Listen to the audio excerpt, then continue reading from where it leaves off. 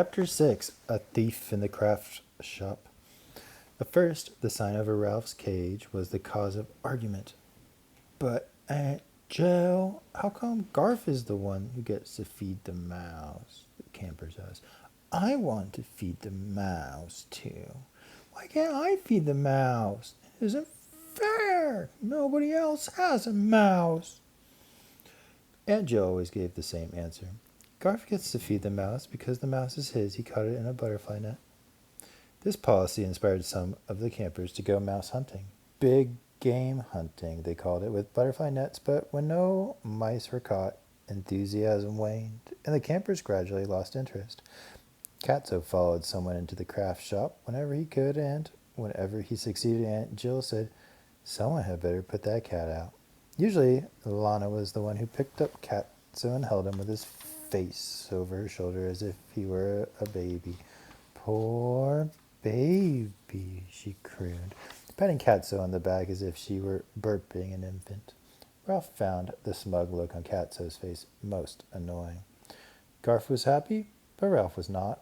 The boy showed no signs of running away, and now that he abided by the rules, the two were never alone. The bars of Ralph's cage enclosed a very small area, and no matter how fast he ran on his wheel, he remained in the same place. He began to sit motionless for long periods of time while he thought more and more about the freedom he had enjoyed back at the Mountain View Inn. He missed those long corridors and his exciting expeditions in search of food. What he had once called crumb scrounging now seemed a test of courage.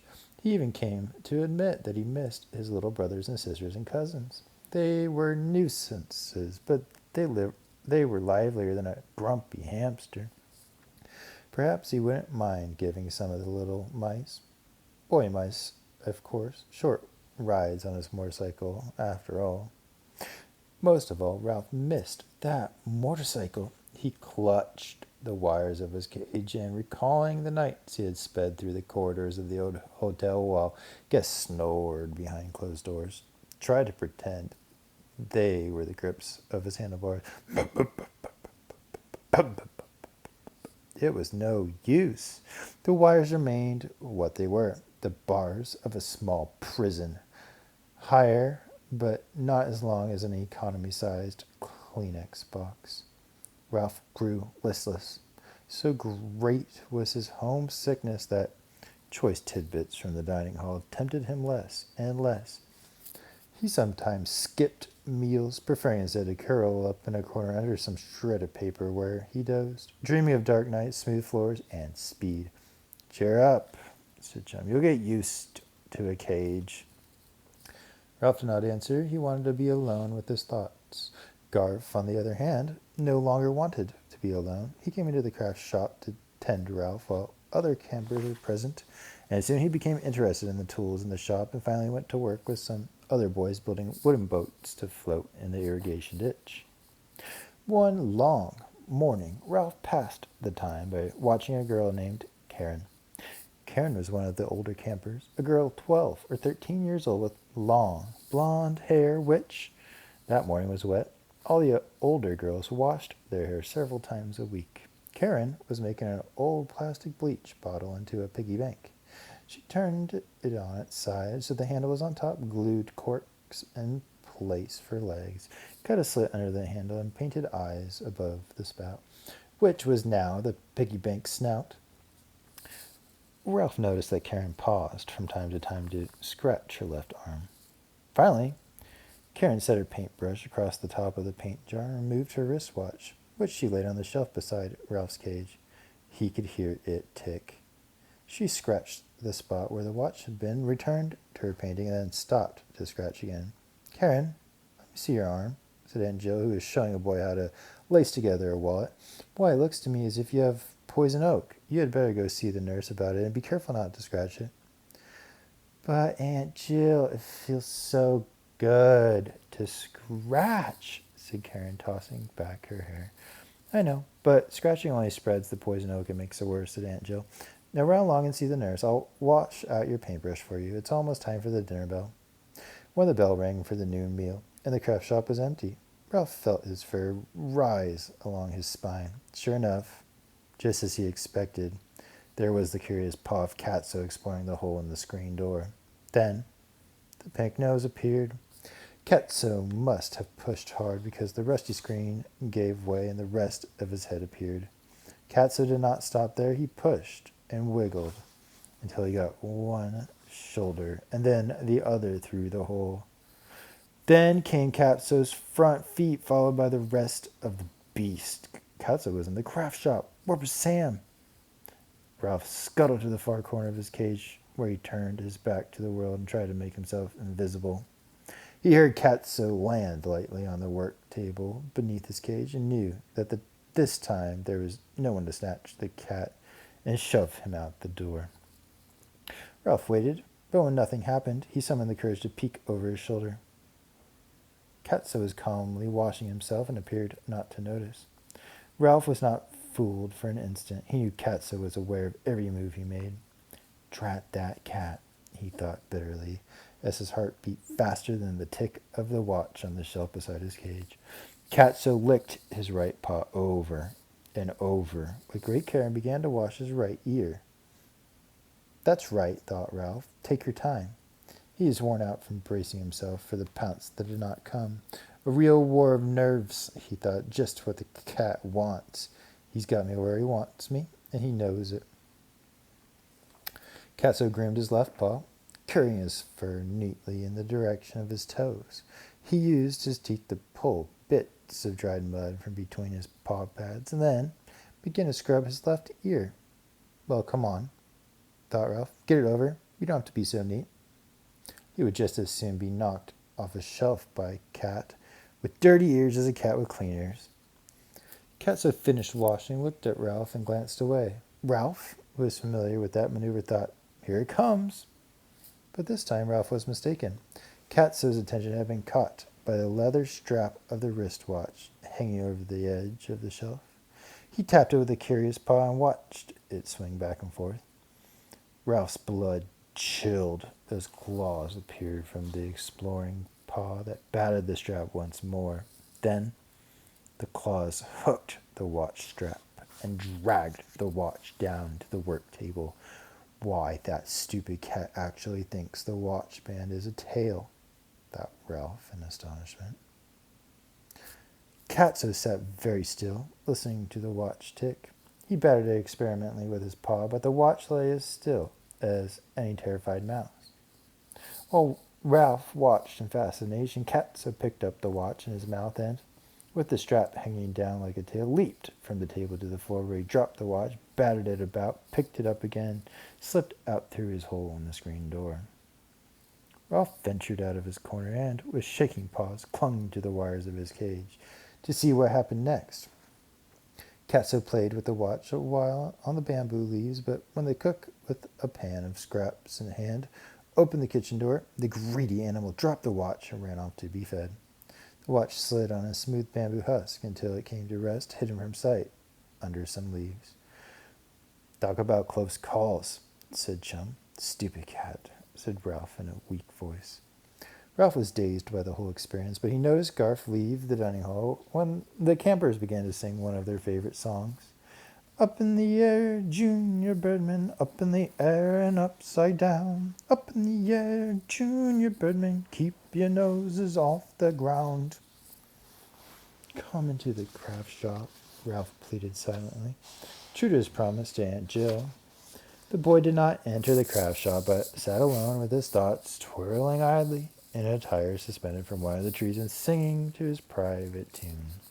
When you hear the doorbell ringing and see the badge of tin, you'll know the Junior Birdmen have turned their box tops in. Birdmen, yeah!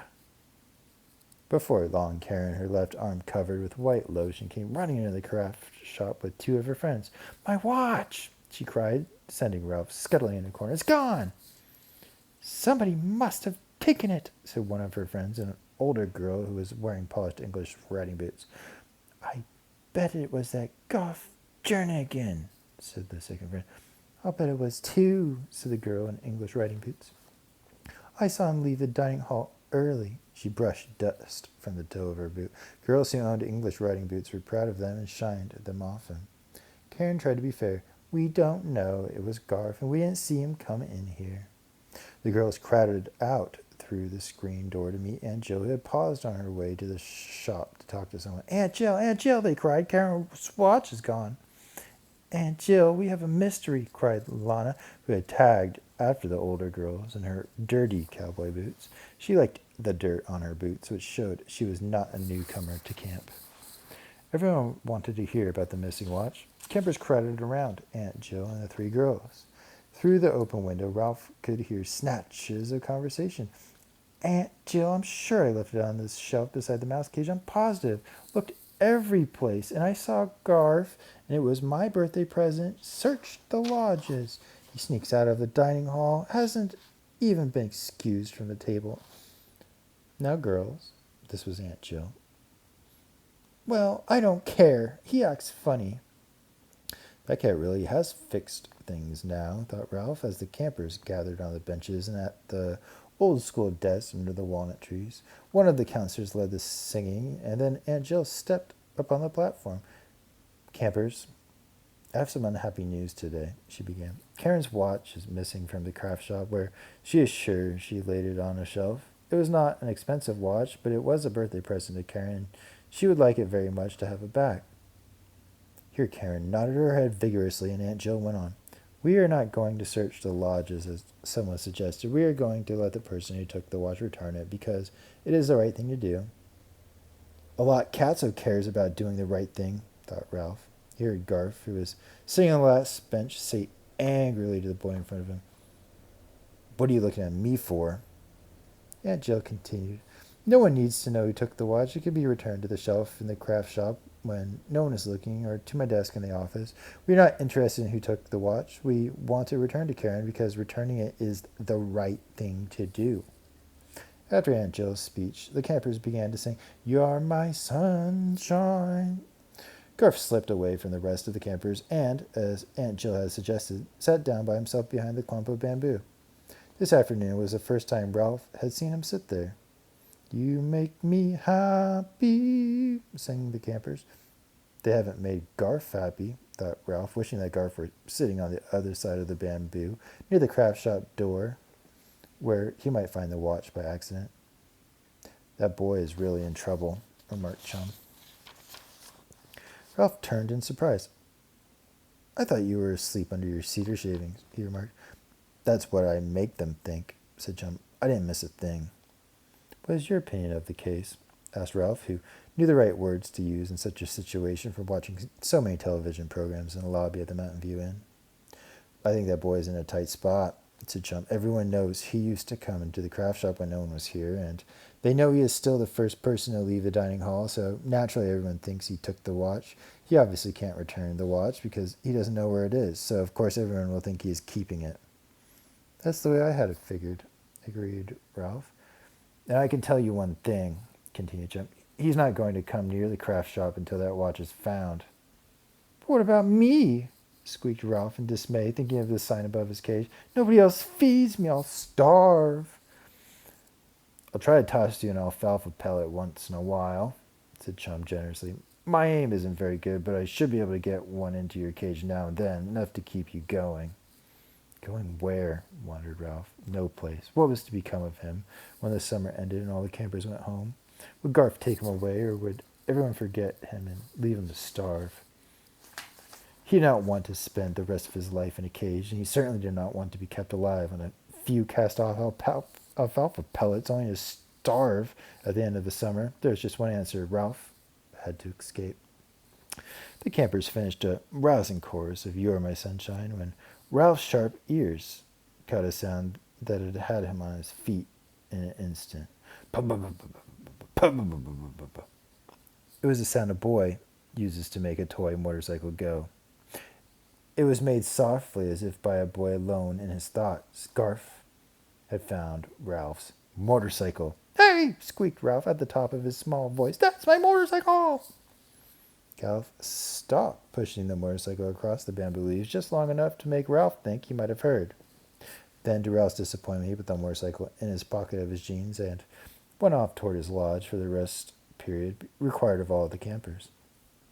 Ralph was so excited he left the bars of his cage and went for a run on his wheel.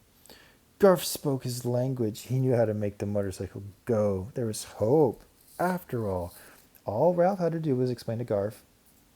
As Ralph thought the matter over, his exercise wheel moved more and more slowly until it came to a stop, and Ralph sat back on his haunches. His plan would not work. Until Garf was cleared of the theft of the watch, he was not going to risk coming into the craft shop. Ralph had to agree that Chum was right.